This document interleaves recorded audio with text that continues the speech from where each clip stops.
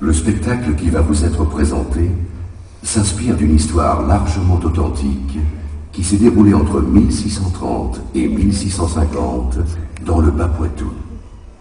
C'est l'histoire d'un jeune orphelin, palefrenier au Puy du Fou, épris d'une belle gitane espagnole qui rêve de devenir comédienne. Pour l'aider à accomplir son rêve et à échapper aux bohémiens qui l'en empêchent, le jeune homme intrépide enlève sa bien-aimée et l'emmène clandestinement au Puy du Fou. Elle va alors interpréter Chimène dans la première représentation du Cid en province, à l'endroit même où vous êtes assis. Poursuivi par tous les gendarmes, le jeune orphelin se maquille, se déguise, se contrefait. Il prend place dans la tribune, parmi les spectateurs du Cid. Sans doute, ne l'avez-vous pas remarqué? Il se cache pourtant parmi vous. Si vous le reconnaissez, gardez par devers vous sa véritable identité, pour des raisons de sécurité et de bon déroulement de l'histoire qui va suivre.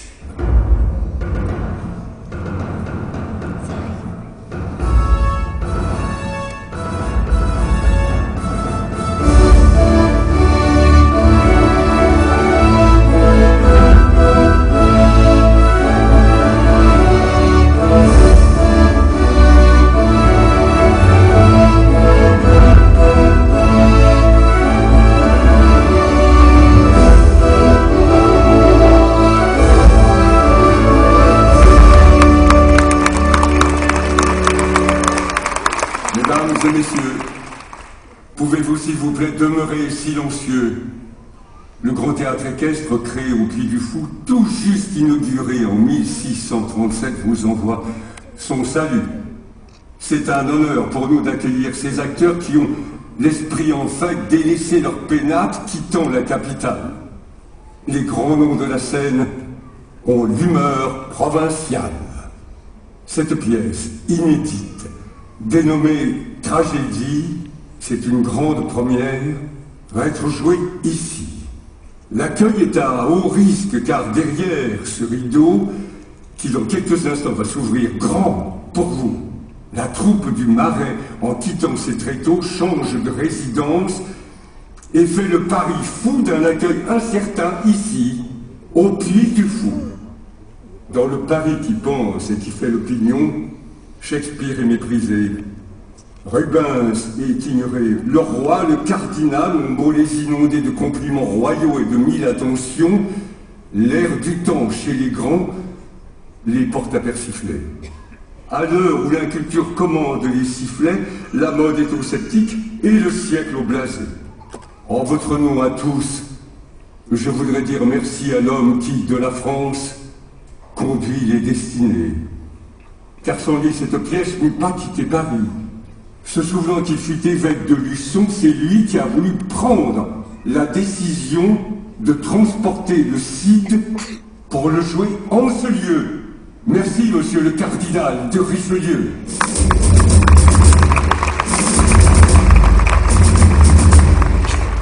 Chers amis spectateurs, toute la France est là. Nous allons accueillir les personnalités qui nous ont fait l'honneur de venir assister à cet événement, cette soirée de gala. Pourrions-nous ménager un accueil chaleureux lorsqu'ils vont nous rejoindre à ces gens prestigieux déroulant le tapis de l'histoire sous vos yeux? Et tout d'abord, nos hôtes arrivent parmi nous. Mesdames et messieurs, voici les Puy du Fou.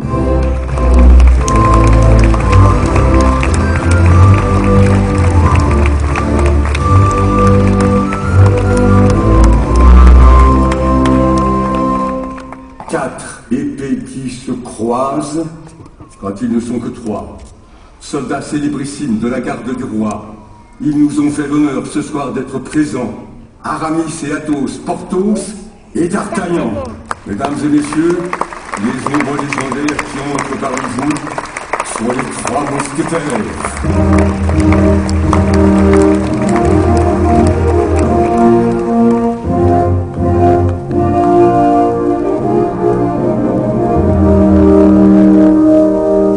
Je salue le Gascogne, attiré par le verbe, enivré par les mots, Monsieur de Bergerac, coiffé de son vigogne. Cher public, le voilà, je salue Cyrano.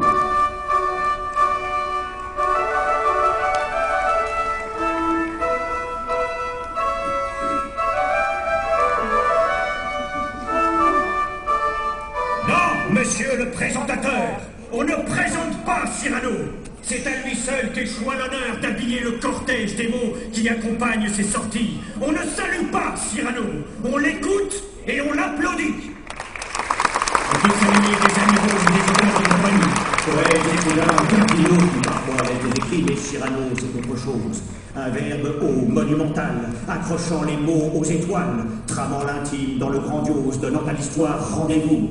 Il n'est donc plus un personnage de scène évoluant parmi vous sur lequel on met un visage dans le monde des vanités. Cyrano s'en est évadé. Non plus poète, mais poème. Devenu théâtre lui-même, le voilà bas-relief, emblème, incrusté dans les murs eux-mêmes. Bergerac s'est désintégré. Il est hors du temps, loin de vous. Cyrano est une œuvre, c'est tout.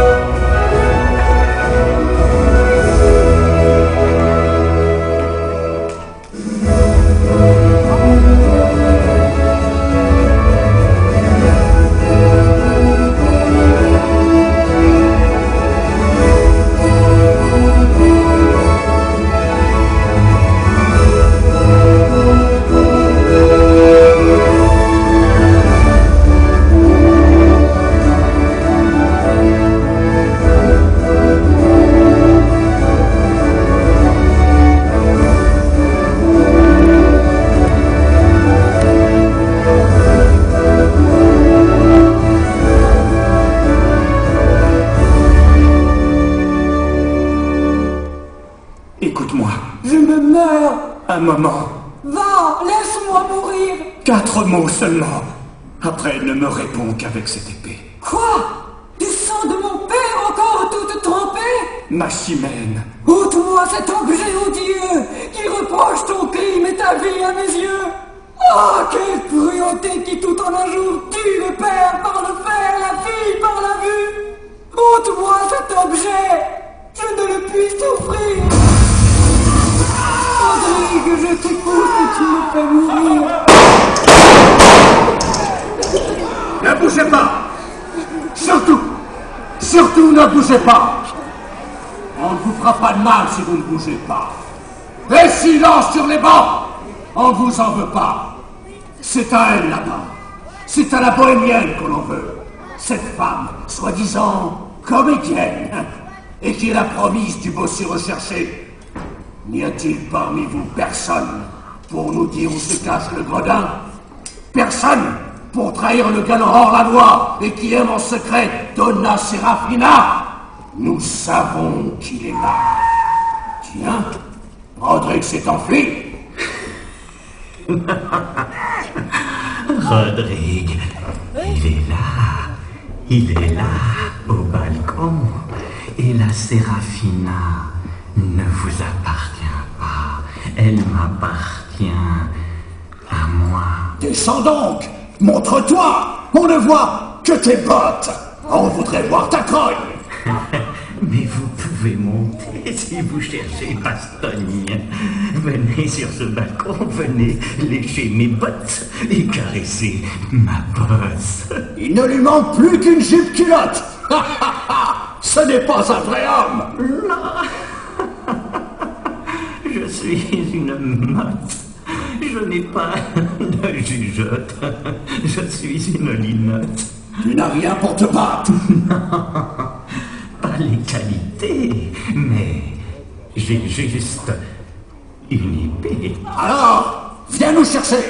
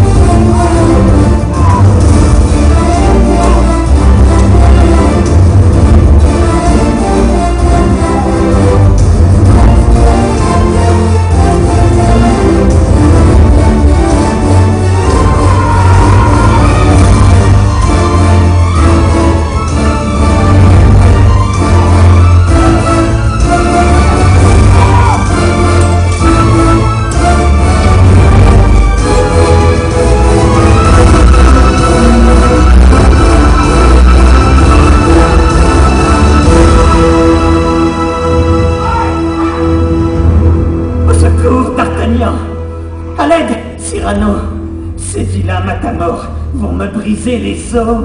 Mousquetaire, offrons-lui le renfort de nos lames. Bergerac, venez avec nous. Quelqu'un réclame? Monsieur, le bossu a besoin de nos services. C'est un combat pour vous, un homme contre 10. Une dizaine, c'est peu. Mais avant de souper, je comptais justement me dégourdir les...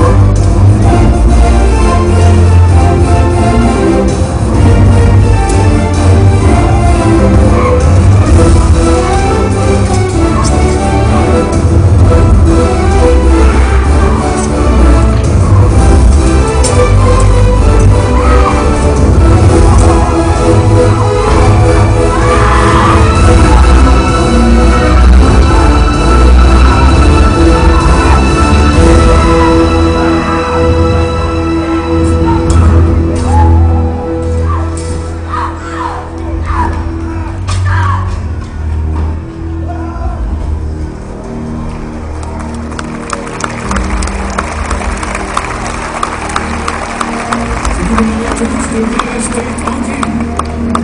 Vous avez la vie sauve. Le danger est passé. Mais quel est donc cet homme là-bas, tellement agile?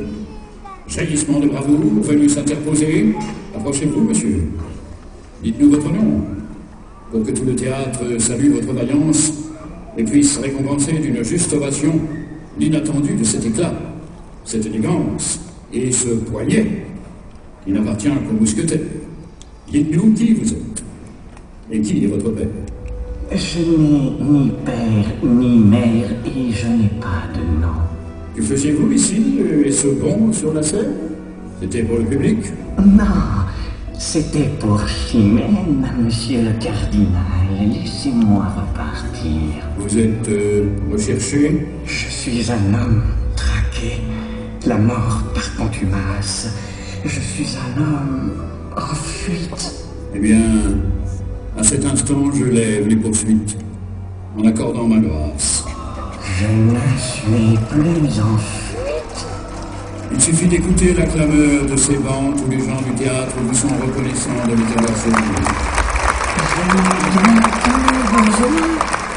Je n'ai Le vide caché?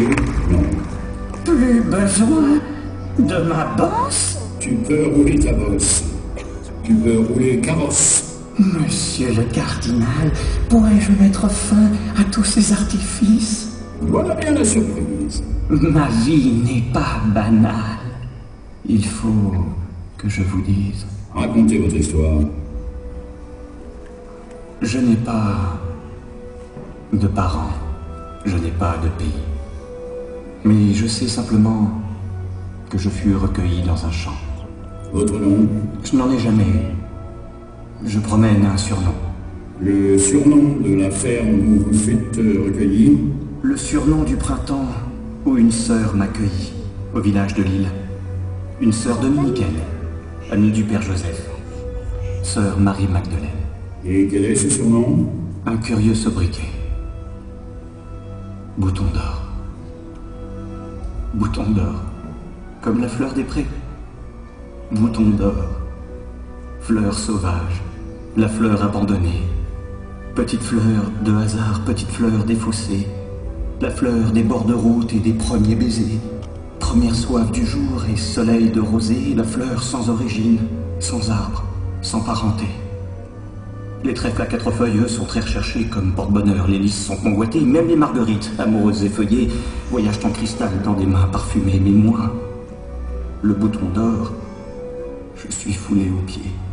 Je suis l'antre de fleurs des friches oubliées. Je suis bouton d'or. J'étais palefrenier. Et je me suis battu pour un simple bouquet. Ils ont voulu la tuer. Elle était comédienne, elle voulait jouer Chimène, et elle s'échappa. Son nom n'est pas Chimène, c'est un nom de bohème, et inventé pour elle, c'est la Séraphina. Oui, monsieur Bouton d'Or. Comment vous dire merci? Comment récompenser un faux bossu proscrit? Bouton d'Or. Voyons voir. Épaulettes vermeilles, casaque coquelicot, manche et broche d'abeille, une belle série de 50 boutons. 50 boutons d'or accrochés au veston. Qu'on donne à ce jeune homme la grande cape rouge. Qu'elle lui soit remise par M. d'Artagnan. Que M. Bouton d'Or soit nommé aujourd'hui le premier écuyer de la grande écurie.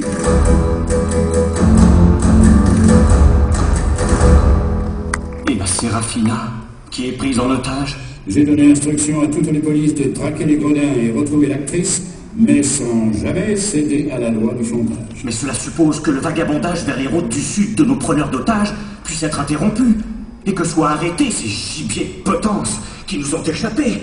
Je pars à l'écurie exercer mes chevaux. Monsieur le cardinal, j'offrirai mon ouvrage à celle qui, je l'espère, nous reviendra bientôt. Ma reine à moi, ma reine, reine du flamenco.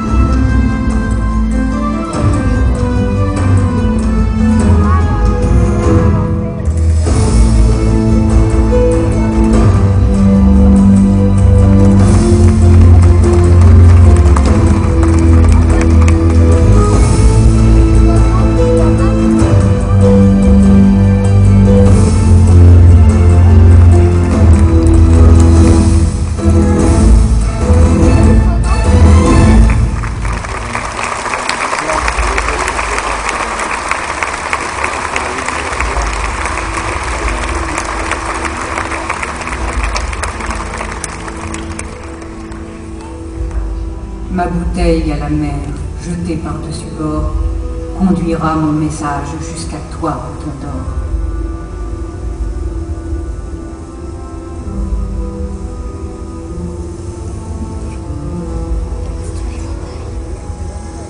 Saine et sauve, échappée de l'île Saint-Honorat, je me suis évadée en Méditerranée. Un galion magnifique a cru me ramener, mais m'entraînant au large fut pris dans la razzia des morts de passage qui firent accoster le superbe vaisseau au rivage persan. Là, je fus recueilli par des gens fascinants, portant d'amples culottes aux couleurs de l'Orient. J'étais libre.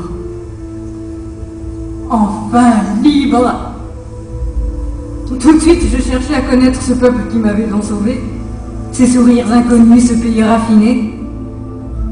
Maintenant que je suis en route et affranchi, je sais quel est ce peuple qui m'a rendu la vie. Lis bien ces derniers mots, bouton d'or.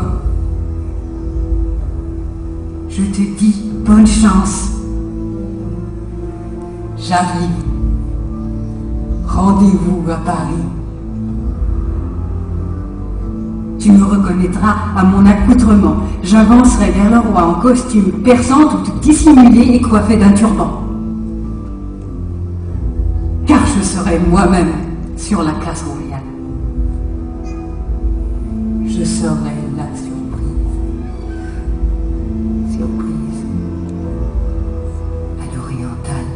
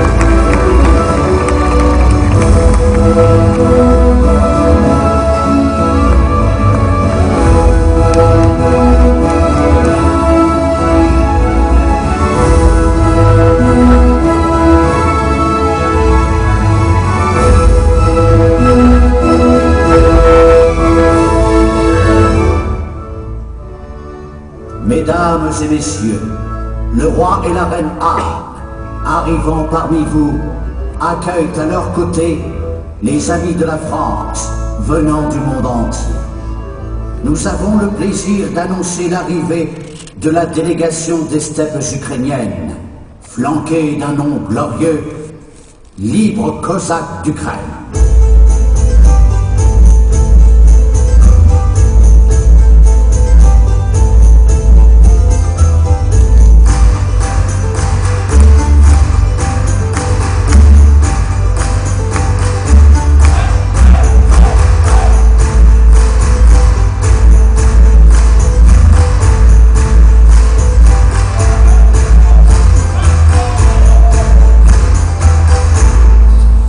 La touchante ambassade du fleuve Saint-Laurent porte le même message que nos grands conquérants, partis en Amérique avec une espérance, être libres, les Hurons de la Nouvelle-France.